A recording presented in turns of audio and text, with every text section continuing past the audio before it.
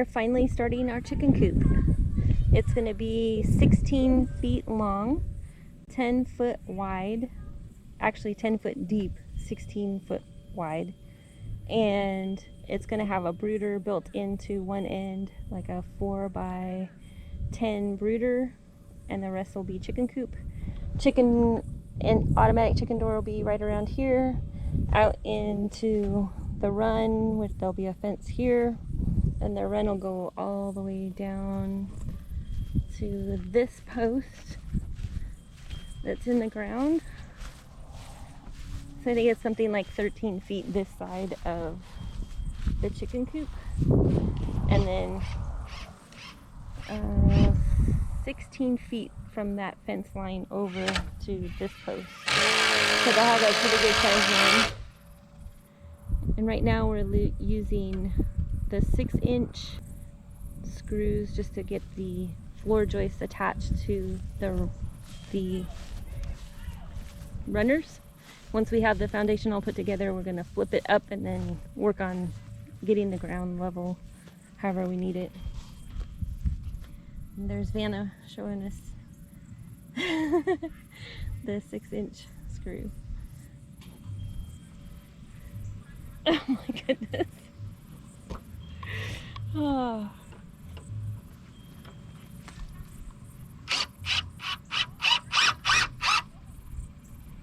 And just don't look over here. That's a mess.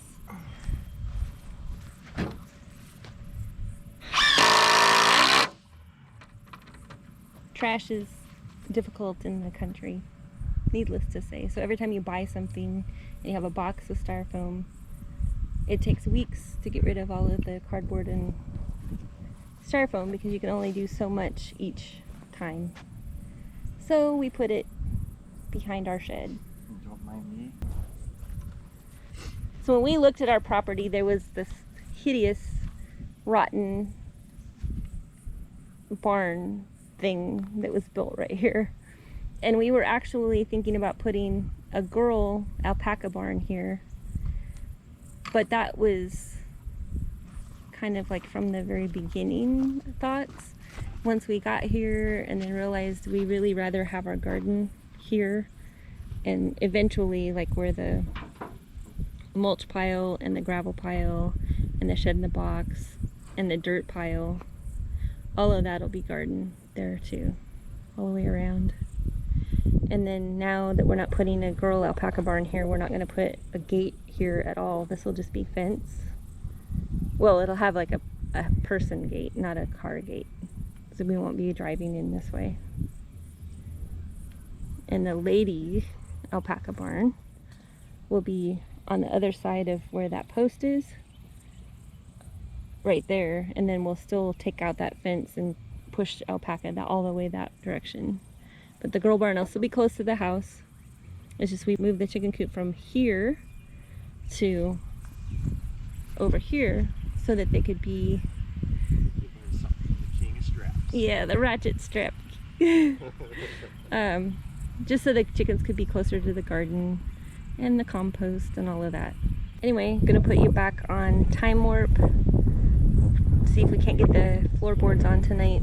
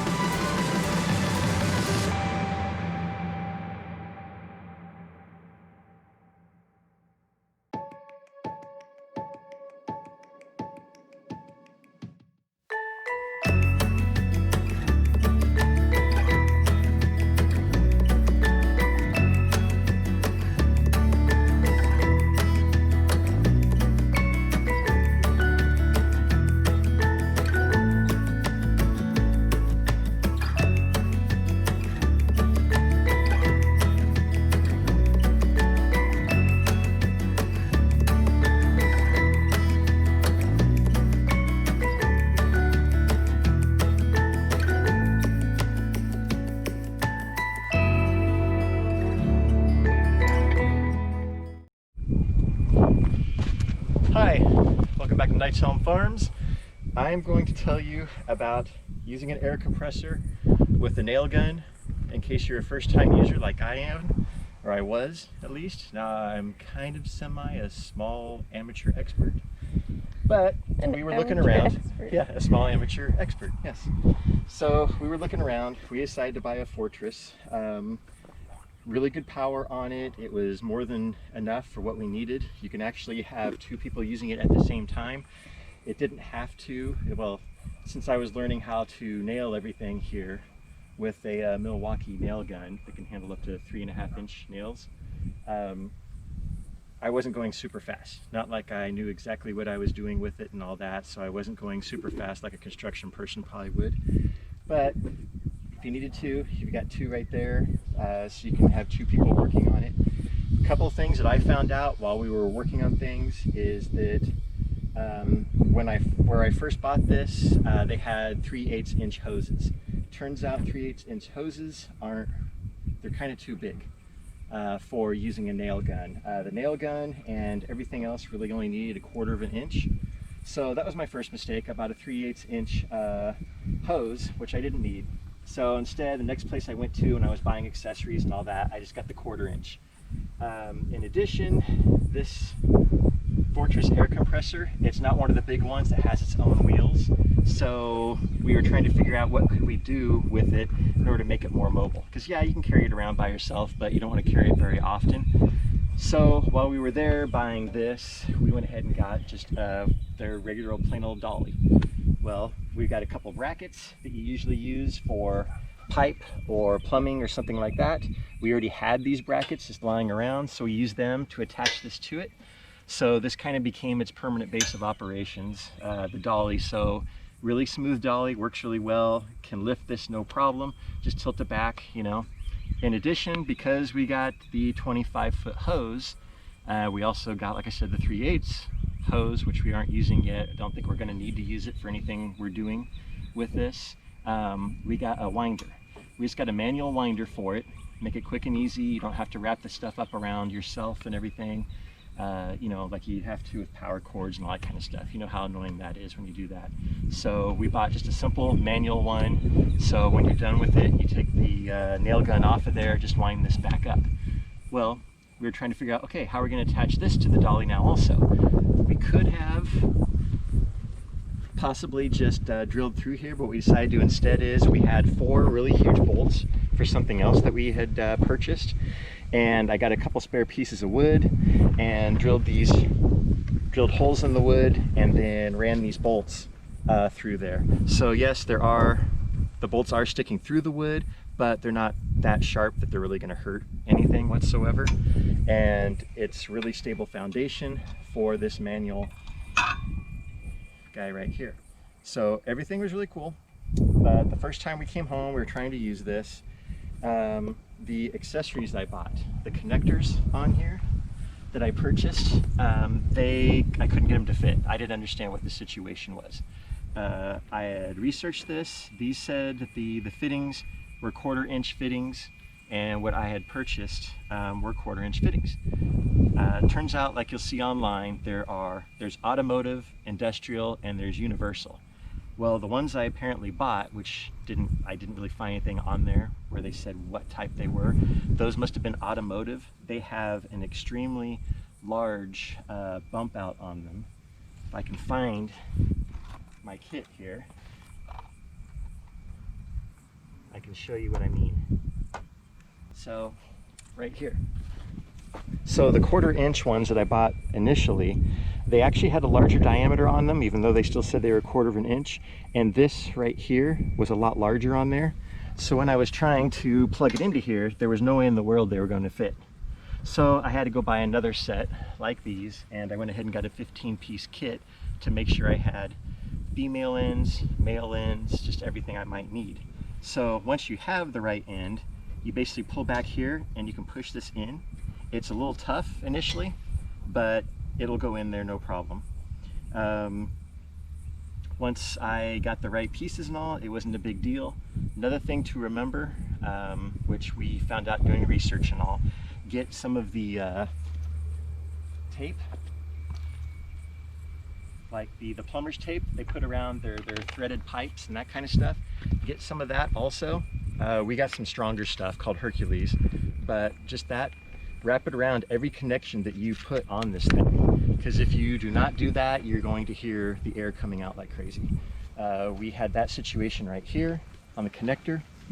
Another thing too, when you get this winder, the really cool thing about it is it will continue your air pathway for you. So we had to get 1 liter hose right here to go to that, and then you use your 50-foot or your 25-foot, whatever size hose that you purchased for yourself, to go from here to whatever device you're using. So in this case, like I said, the Milwaukee air gun is what we purchased. But now the whole system works really well, really easy to use with the air gun. With one of these, basically there's a few steps you have to follow, but they put all the steps right on here for you. So of course the first one is you close off your pressure release valve right here. This right here is your pressure gauge essentially. You turn it to the left to reduce the pressure on your item, or if you're just first starting off, you want to make sure it's turned all the way off anyways. You see how it's releasing the pressure as I do that? So this is dropping the pressure from the hose to the air gun. So at this point, air gun's not going to work. I've got it all the way turned off, so now all the pressure is just inside the tank. Right there. So once you've done that, this is off. You connect your hose right here, you plug in the device, and then you turn on your power, which is on the back over here. And then once you've turned on your power, you just adjust this to whatever pressure you need. Now, whatever device you're going to use, it will tell you what pressure you need for it. The air gun, or the nail gun that I'm using, says between 70 and 120. I went ahead and kind of went somewhere in the middle to up to 90. It was more than enough. We're using cedar wood right now, and when you use that gun, you keep it pressed down. The weight of it is pretty good to keep it pressed down, but give it a little more pressure anyways. And when you nail with the nail gun, it is going to go into the wood. There was a few times where like I was on a knot or something like that, it didn't go completely through and I had to hammer it a little bit more, but in 99% of the time, it will actually sink into the wood a little bit on its own. And that's with 90 PSI. If you cranked it up to 120, which is the maximum that the nail gun can handle, you know, you'd probably be able to sink it in a lot further, which you probably don't want to do. So I would suggest don't use the maximum pressure available to your utility tool. Same thing with your hoses. Make sure you know what your maximum PSI on your hose is. Usually it's more than enough. This one, for instance, right here that I purchased, it says don't use it above 300 PSI. Well, 300 PSI is almost twice what the nail gun can use, so that it wasn't an issue for us either. This leader hose can handle easily that much pressure also. It's a really heavy duty solid hose, but you know, we're really happy with it. We got the flooring done with the nail gun, and we're going to do a little bit more later on just to make it look uniform and everything, but it was really cool. So hopefully that helps you if you're a brand new person trying to figure out how to use this also. You know, sometimes a little bit of trial and error, but always make sure you know what you're looking for on here. Make sure you get the right connections and all that kind of stuff. Don't go in there thinking that all the connections are there for you. You have to buy some additional accessories. Cool, all right, thank you very much. Bye.